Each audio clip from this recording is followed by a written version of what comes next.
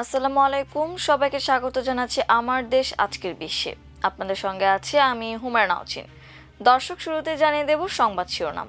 Israeli হামলার জবাবে 4 দেশের তেল গ্যাস স্থাপনায় ইরানের হামলা। কাতারে গ্যাস স্থাপনায় হামলায় সবচেয়ে বেশি ঝুঁকিতে পাকিস্তান, বাংলাদেশ ও ভারত। মধ্যপ্রাচ্য যুদ্ধের আজ যুক্তরাজ্যে গ্যাসের দাম বাড়ল 140%। ইরানি তেলের ওপর বিধিনিষেধ শিথিল করতে পারে যুক্তরাষ্ট্র, অর্থমন্ত্রী স্কট বেসেন্ট। হরমুজ প্রণালীতে জাহাজ চলাচলের শুল্ক আরোপের পরিকল্পনা ইরানের। ঈদে 5 দিনের যুদ্ধবিরতি দিল পাকিস্তান ও আফগানিস্তান। সৌদি আরব যুদ্ধে জড়ালে ব্যবহার হবে পাকিস্তানের পরমাণু, বললেন সৌদি বিশ্লেষক সালমান। দর্শক, শুনছিলেন সংবাদ শিরোনাম, এবারে বিস্তারিত। ইরানে বিশ্বের সর্ববৃহৎ গ্যাস ক্ষেত্র সাউথ পার্সে ইসরায়েলি হামলার জবাবে উপসাগরীয় অঞ্চলের একাধিক দেশের জ্বালানি স্থাপনায় হামলা চালিয়েছে ইরান। যুদ্ধের 20তম দিনে কাতার, কুয়েত, সংযুক্ত আরব আমিরাত এবং সৌদি আরবের গুরুত্বপূর্ণ তেল ও গ্যাস স্থাপনাগুলো লক্ষ্যবস্তুতে পরিণত হয়েছে। এদিকে কাতার জানিয়েছে, বৃহস্পতিবার ভোরে দেশটির প্রধান গ্যাস উৎপাদন কেন্দ্র রাশ লাফান ইন্ডাস্ট্রিয়াল সিটিতে ইরানি ক্ষেপণাস্ত্র হামলা হয়েছে। এতে উল্লেখযোগ্য ক্ষয়ক্ষতি হয়েছে বলে জানানো হয়েছে। অন্যদিকে কুয়েতে মিনা আল আহমাদি শোধনাগারের একটি কার্যকর ইউনিটে ড্রোন হামলার ফলে আগুন ধরে যায়। কুয়েত পেট্রোলিয়াম কর্পোরেশন জানায় এতে কোনো হতাহতের ঘটনা ঘটেনি। একই সঙ্গে দক্ষিণাঞ্চলের মিনা আবদুল্লাহ শোধনাগারেও ড্রোন হামলার ফলে অগ্নিকাণ্ডের ঘটনা ঘটেছে।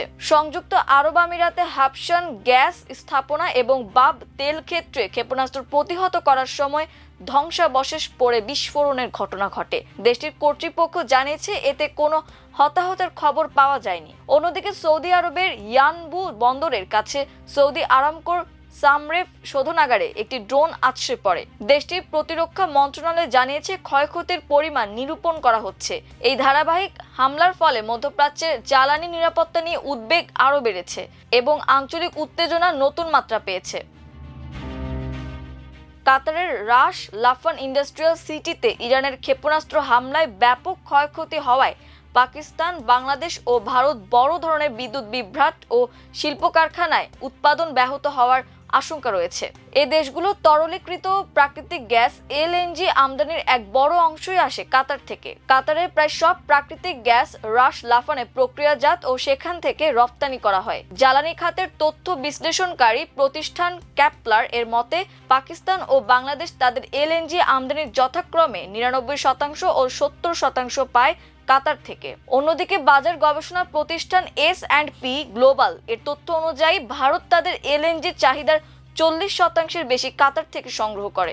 রাশ লাফান স্থাপনার পরিচালক ও রাষ্ট্রায়ত্ত প্রতিষ্ঠান কাতার এনার্জি চলতি মাসের শুরুর দিকে এলএনজি ও সংশ্লিষ্ট পণ্যের উৎপাদন স্থগিত করেছিল। তবে সাম্প্রতিক ক্ষেপণাস্ত্র হামলা ও ক্ষয়ক্ষতির কারণে স্বাভাবিক উৎপাদনে ফিরতে কোম্পানিটির অনেক বেশি সময় লেগে যেতে পারে।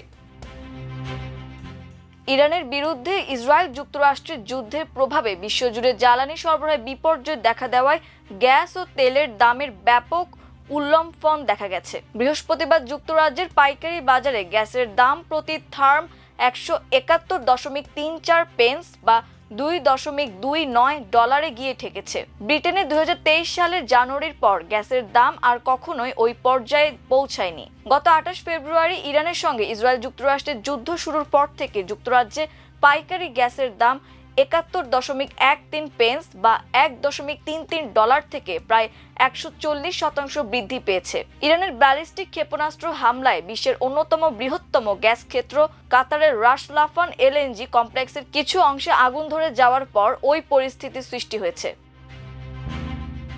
বিশ্ববাজারে জ্বালানি সরবরাহ স্থিতিশীল করতে সাগরে থাকা ইরানি তেলের ওপর থেকে বিধিনিষেধ শিথিল করতে পারে যুক্তরাষ্ট্র।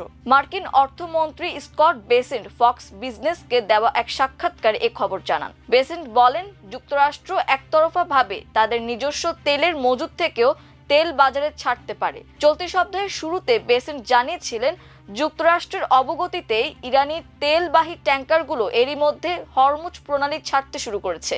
এটা বিশ্ববাজারে তেলের সরবরাহ স্বাভাবিক রাখতে সহায়তা করছে। বেসেন্টের মন্তব্যের বিষয়ে বিস্তারিত তথ্য পাওয়া যাবে বলে আশা করা হচ্ছে।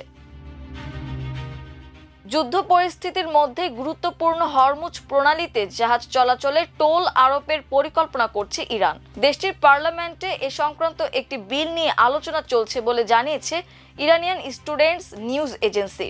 এক্ষেত্রে প্রস্তাব অনুযায়ী হরমুজ প্রণালী দিয়ে যেসব দেশে জাহাজ পণ্য পরিবহন, জ্বালানি সরবরাহ বা খাদ্য আমদানি রপ্তানির কাজে চলাচল করবে তাদের ইরানকে নির্দিষ্ট টোল ও কর পরিশোধ করতে হবে। বৈশ্বিক তেল ও তরলীকৃত গ্যাসের প্রায় 1/5 এই প্রণালী দিয়ে পরিবাহিত হওয়ায় এর গুরুত্ব অত্যন্ত বেশি।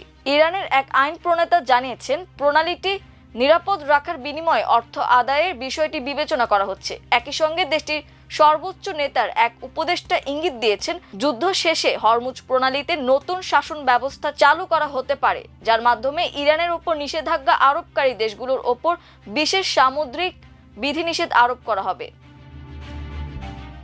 ঈদ উল ফিতর উপলক্ষে পাকিস্তান ও আফগানিস্তান 5 দিনের যুদ্ধবিরতিতে সম্মত হয়েছে। এমন এক সময়ে এই ঘোষণা এলো যখন কাবুলে একটি মাদকাসক্তি নিরাময় কেন্দ্রে কথিত পাকিস্তানি বিমান হামলায় নিহতদের গণজানাজা ও দাফন সম্পন্ন হয়েছে। পবিত্র রমজান মাস শেষে উদযাপিত হতে যাচ্ছে মুসলিমদের প্রধান ধর্মীয় উৎসব ঈদ উল ফিতর। এ উপলক্ষে সৌদি আরব, তুরস্ক ও কাতারের মধ্যস্থতায় এই যুদ্ধবিরতি কার্যকর হয়েছে। পাকিস্তানের তথ্যমন্ত্রী আতাউল্লাহ তারার বুধবার জানিয়েছেন, আফগানিস্তানে বিমান হামলা বন্ধের এই সময়সীমা আগামী মঙ্গলবার শেষ হবে। তবে তিনি সতর্ক করে দিয়ে বলেছেন, সীমান্তে কোনো আক্রমণ, ড্রোন হামলা বা পাকিস্তানের অভ্যন্তরে কোনো সন্ত্রাসী ঘটনা ঘটলে পুনরায় সামরিক অভিযান শুরু করা হবে। এক বিবৃতিতে তারার বলেন, পাকিস্তান এই সদুদ্দেশ্যমূলক পদক্ষেপটি ইসলামের আদর্শের প্রতি শ্রদ্ধাশীল থেকে নিয়েছে। আফগান সরকারের মুখপাত্র জাবিহুল্লাহ মুজাহিদ যুদ্ধবিরতির বিষয়টি নিশ্চিত করলেও আফগান পক্ষের জন্য কোনো নির্দিষ্ট সময়সীমা উল্লেখ করেননি। তিনিও হুঁশিয়ারি দিয়ে বলেছেন, যে কোনো হুমকির ক্ষেত্রে তার দেশ সাহসিকতার সঙ্গে আগ্রাসনের জবাব দেবে।